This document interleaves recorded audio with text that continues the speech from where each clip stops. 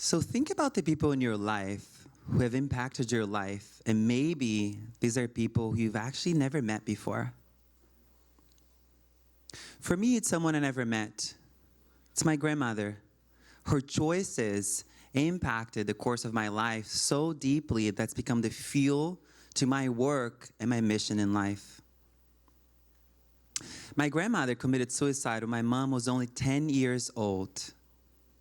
1 year and 1 month later, my grandfather, her dad, passed away.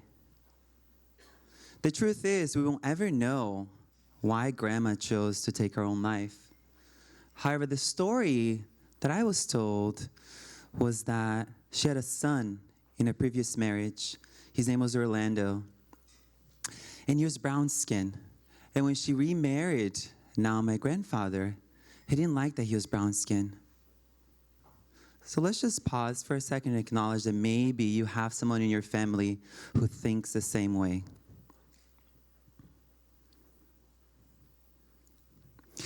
My grandfather's sisters were not only mistreating my grandmother, but they were also mistreating little Orlando too.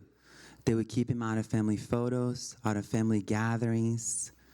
And the truth is, my grandfather wanted to give him away. Eventually, little Orlando died of a skin disease when he was only 18 years old. Interesting correlation there. When I first heard this story, there was an overwhelming feeling of closeness, not only because we share the same family tree, but because it reminded me of a feeling I've had growing up, like I was a mistake and I didn't belong.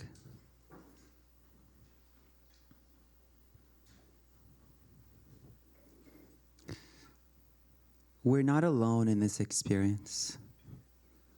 One thing I've realized as a young adult was that I had not only inherited my mom's genetic makeup, but I also inherited her psychological mechanisms. And I also just want to preface that there's enough scientific evidence that suggests that trauma lingers into the next generations. So could it be that my grandmother's having to virtually give away her first child impacted her genetic makeup so much, and then add that to my mother's genetic makeup in addition to her suicide, and then all of that passed down to me? And like I said, there's enough research that shows that this is an actual possibility.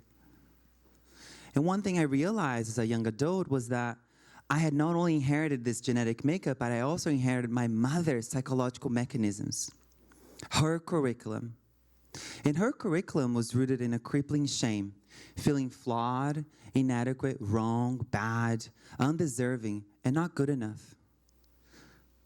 So growing up, if I ever made a mistake, big or small, my operating software would react with, I feel bad because I am bad. This way of operating led me down a dark path of anxiety and depression from a very young age, which would sometimes look like extreme outbursts of anger or just not wanting to get out of bed.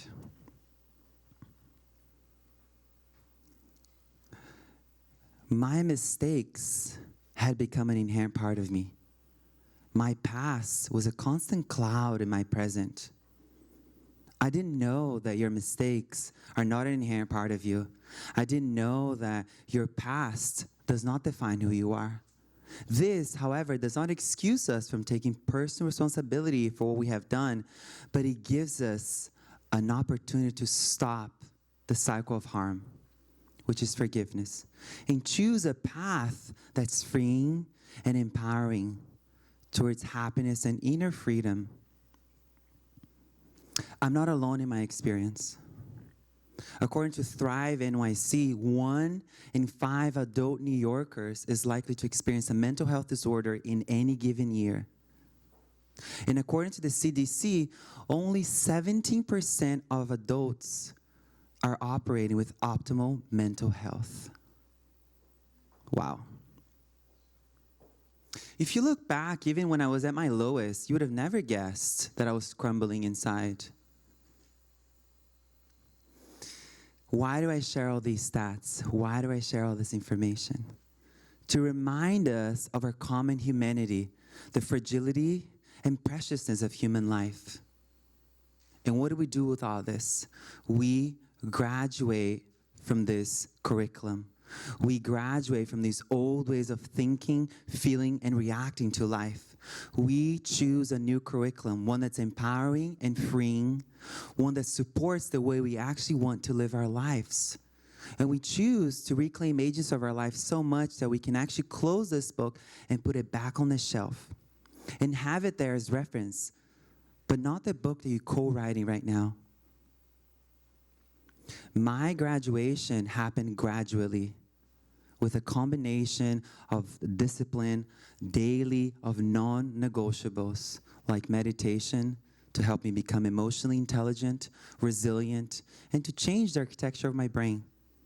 Breathing techniques have helped me to boost my nervous system in a way that's relaxing and soothing, changing how I ate so it can support the gut-brain connection, and essentially to boost my immune system. Moving the body regularly so we can release physical tension, physical stress from the body. Being sober. And last but not least, your graduating ally, your friend, therapist. For me, it was my sister who was there for me, creating a judgment-free zone, a space that I could cry or laugh, someone that supported me during my graduation. And most importantly, don't isolate yourself in your process of graduating. I knew the day my graduation happened. I was visited by those thoughts and feelings, and I finally had enough internal space to choose different. I wasn't drowning in them. I wasn't hooked on them. I could witness them, had established a witness perspective, to not be hooked in narratives or stories of confusion about who I am. And know this, every bit, every second that you're not caught in these stories and these confusion narratives, it counts. It all adds up to your graduation. It all counts. So let me ask you this. Are you ready to graduate? Thank you. Thank you.